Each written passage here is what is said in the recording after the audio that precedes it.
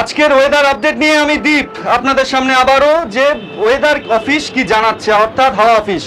কলকাতায় কিন্তু এখনো তাপমাত্রা 38-এর ঘরে এমনটাই জানাচ্ছে, এবং তার পাশাপাশি পশ্চিমী যে জেলাগুলো রয়েছে অর্থাৎ বর্ধমান, বাঁকুড়া, বীরভূম, ঝাড়গ্রাম, বিভিন্ন পশ্চিমের জেলাগুলিতে কিন্তু আজকেও তাপপ্রবাহের সতর্কতা জারি করেছে আবহাওয়া অফিস।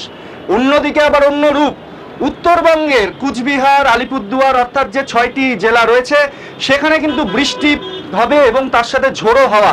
তাই সকলকে বলা হচ্ছে যে সবাই একটু সেফ জায়গায় থাকবেন, কারণ কিছুদিন আগেই কিন্তু উত্তরবঙ্গের এই ঝড় কয়েকজনের প্রাণ কেড়ে নিয়েছে। এবং বৃষ্টির খবর যদি বলা চলে, কালকের থেকে কিন্তু দক্ষিণবঙ্গের বিভিন্ন জেলায় বৃষ্টি হবে।